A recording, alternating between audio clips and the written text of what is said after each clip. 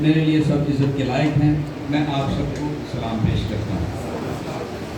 یہ جو شعر سنانے کا مقصد تھا اور جتنی باتیں شفقت صاحب نے بینگ اے پاسٹر اور بینگ اے ایڈوکیٹ ہوتے ہوئے کہیں، قانون دان ہوتے ہوئے کہیں، اور یہ شعر اسی لیے میں نے کہا کہ اس کے پیچھے ایک بات ہے، ایک منطق ہے۔ 5% کوٹے کی بات ہوئی، یہاں شراب کی بات ہوئی، حقوق کی بات ہوئی، یہاں ووٹ کی بات ہوئی، مردم شماری کی بات ہوئی۔ اب ان سب کا جو تعلق بنتا ہے وہ ہمارے سسٹم کے ساتھ ہے۔ ہمیں جو سسٹم دیا گیا ہے وہ مخلوط سسٹم ہے، اور اس سسٹم کے تحت ہمارے جو نمائندے آتے ہیں وہ قانون سازی کر ہی نہیں سکتے، وہ سیاسی غلام ہیں۔ تو مینارٹی پیپل الائنس جو ہے بنانے کا مقصد یہ ہے، ہمیں تقریباً 1 سال ہوا ہے، اور خدا کا شکر ہے کہ پچھلے 75 سالوں میں کوئی بھی پارٹی پورے پاکستان میں اپنا وجود نہیں رکھتی۔ ہمیں یہ کریڈٹ ہے نہ صرف پاکستان بلکہ اوورسیز کے لوگ بھی ہمارے ساتھ ہیں، اور وہ اس جدوجہد میں شامل ہیں، اور یہی توقع میں آپ سے کروں گا کہ آپ لوگ بھی ہمارے ساتھ کھڑے ہوں۔ دیکھیں، میں کہتا ہوں کہ آپ جس کو مرضی ووٹ دیں، لیکن سپورٹ اپنی قوم کو کریں۔ ضرورت اس بات کی ہے کہ ہم سسٹم کو چینج کریں، اور سسٹم کو چینج کرنے کے لیے ہمیں نکلنا پڑے گا۔ جب تک ہم ڈرتے رہیں گے تو ہمارے فیصلے کوئی اور کرے گا۔ ہم تو اس خدا کے ماننے والے ہیں جس نے اپنی جان دے دی اور اپنا خون دے دیا، جو ہمیں گناہوں اور شیطان کے تمام حملوں سے بچاتا ہے۔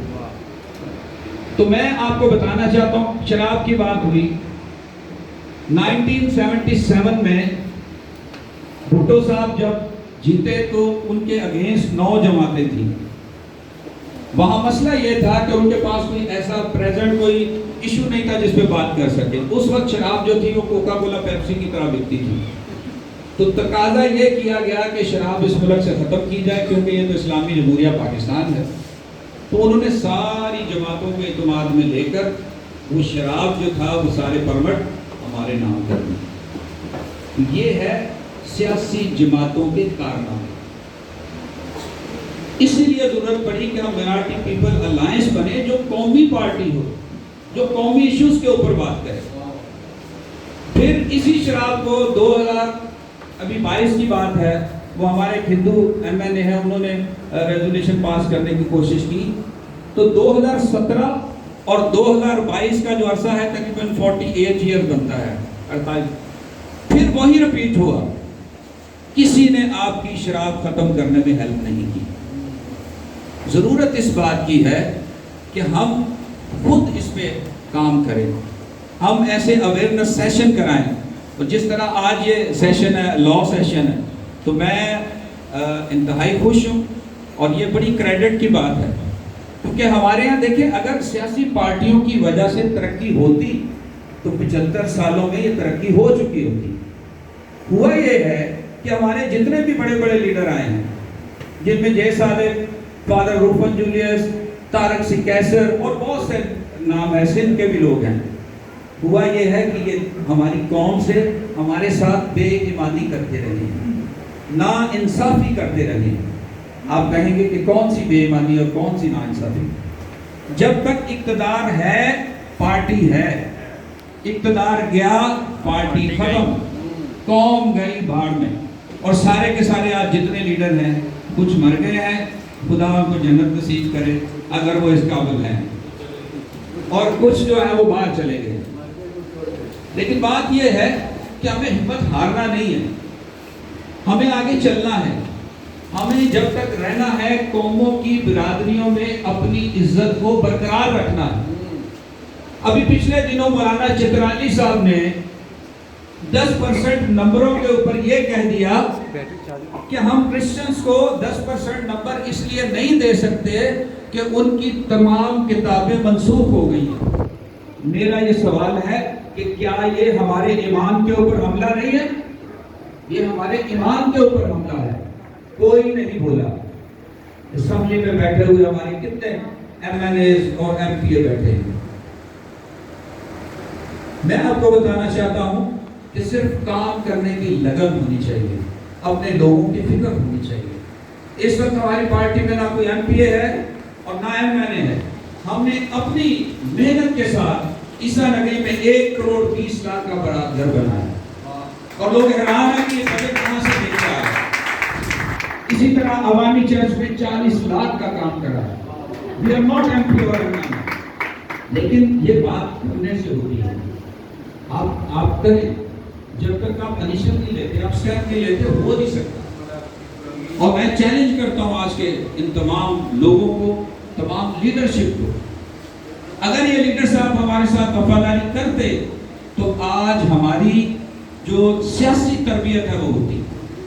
آج ہمارے لوگوں کو رائٹس کا نہیں پتا, جن رائٹس کی بات سر کر رہے تھے, ہمیں تو پتہ ہی نہیں ہمارے رائٹس کیا ہیں.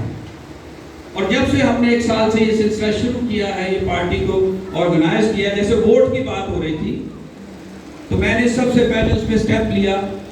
سوشل میڈیا کے اندر اس کے ہم نے پمفلٹ بنائے, لوگوں کو اویئر کر رہے ہیں کہ سب سے پہلے جو ذمہ داری ہے وہ اپنا ووٹ بنائے, جو کہ میرا خیال 21 یا 23 جولائی اس کی لاسٹ ڈیٹ ہے. اور میں آپ کو بتاؤں, مردم شماری کی سر نے بات کی اور آپ حیران ہوں گے کہ ہمارے 11 لاکھ ووٹ کم کیے گئے, 11 لاکھ. اور جو آخری شماریات کا وزیر تھا وہ ہمارا کرسچن وزیر تھا, وہ اپنا یہ پی ٹی آئی کا جو منسٹر تھا, نام اس میں مجھے یاد نہیں, ٹھیک ہے, اعجاز صاحب تھے. انہوں نے کچھ نہیں کیا. تو ضرورت اس بات کی ہے کہ ہم اپنے آپ کو پہچانیں. یہاں بات سیاسی لیڈرشپ کی بھی ہو رہی تھی اور پھر چرچ کی بات ہو رہی تھی, چرچ لیڈرشپ کی بھی. میں سمجھتا ہوں, میرے نزدیک جب تک چرچ اور سیاستدان یعنی مذہبی لیڈر اور سیاسی لیڈر ایک پیج پر نہیں کھڑے ہوں گے, ہماری قوم ترقی کر ہی نہیں سکتی. یہ امپاسبل ہے, ایسا ہونا ناممکن ہے, کیونکہ ہماری جو اصل تربیت گاہ ہے وہ چرچ ہے. چرچ ہماری پرائمری وہ ہے, انسٹیٹیوشن ہے. اس لیے ضروری ہے کہ اب ہمیں نکلنا ہے باہر. اور اگر ہم آج بھی ڈینومینیشنز کے چکر میں پڑے رہے, پارٹیوں کے چکر میں رہے, تو یقین جانیں ابھی ہمیں پتہ نہیں اور کتنے سال لگ جائے. وقت ہے کہ ہم اپنے آپ کو پہچانیں. دیکھیں, ہم ہمیشہ یہ سوچتے رہتے ہیں کہ پتہ نہیں ہوگا کہ نہیں ہوگا. میں نے جو بات کی تھی کہ نہ ہمارے پاس ایم پی اے ہے, نہ ایم این اے ہے, نہ کوئی ایسی لیڈرشپ ہے. ایک پروجیکٹ ہم نے اور منظور کرایا مریم کالونی ارنگی ٹاؤن میں, وہ 1 کروڑ 30 لاکھ کا ہے. 1 کروڑ 30 لاکھ کا پروجیکٹ میں نے منظور کرایا. تو اگر ایک عام آدمی, ایک عام پارٹی یہ اتنے بڑے کام کرا سکتی ہے, تو جن کا یہ کام ہے وہ کیا کر رہے ہیں؟ تو میں پھر بات کروں گا کہ بات سسٹم کی ہے. جب تک یہ سسٹم چینج نہیں ہوگا, سر اچھی طرح جانتے ہیں کہ اسلام میں ایک تصور ہے ذمہ کا, یعنی ہمارے وہ ذمہ دار ہیں اور ہم ان کے ذمہ ہیں. تو یہ جو سسٹم ہے یہ ذمہ سسٹم ہے اور باقاعدہ ایک سازش کے تحت بنایا گیا جس میں اسلامی نظریاتی کونسل شامل ہے. اور اس کی میں آپ کو زندہ مثال یہ دینا چاہوں گا کہ جب 18 سال سے کم عمر کی بچیوں کی شادی کا بل اس کے پارلیمنٹ کے لیے بھیجا گیا, تو وہ بل سب سے پہلے اسلامی نظریاتی کونسل کے پاس آیا.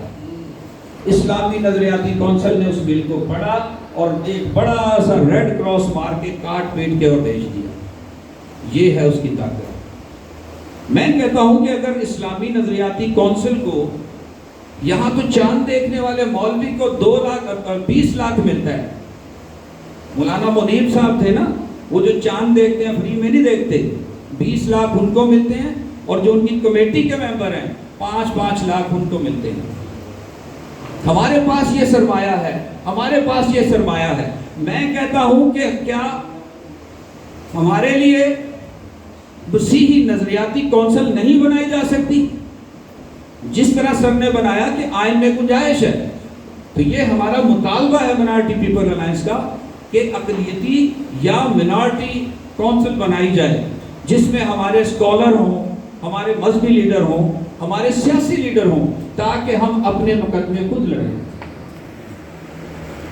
ہمارے یہاں ایک مسئلہ نکاح کا چل رہا ہے اور میں بغیر کسی ڈر خوف کے آپ کو بتانا چاہتا ہوں کہ اس ملک کے اندر پوری دنیا، دیکھیے یہ دنیا جو ہے نا، یہ گلوبل ولیج بن چکا ہے، یہ ایک گاؤں بن چکا ہے. آج آپ کوئی بات کریں، کل پوری دنیا وہ سنے گی، آپ کو دیکھے گی اور سنے گی. تو یہ گلوبل ولیج بن چکا ہے. اس لیے ہمیں جو بھی کرنا ہے وہ سوچ سمجھ کے کرنا ہے. تو میں بات کر رہا تھا کہ 11 لاکھ ووٹ کسی نے کچھ نہیں کیا. اسلامی نظریاتی کونسل نے ہی ہمارا جو جداگانہ سسٹم تھا اس کو ریورٹ کر دیا، اس کو کینسل کیا. اور اس کی وجہ پتہ کیا تھی؟ جب ہمارے لوگوں کو ایک ایم پی اے کے لیے پورا سندھ تھا کہ ایک بندہ الیکشن لڑے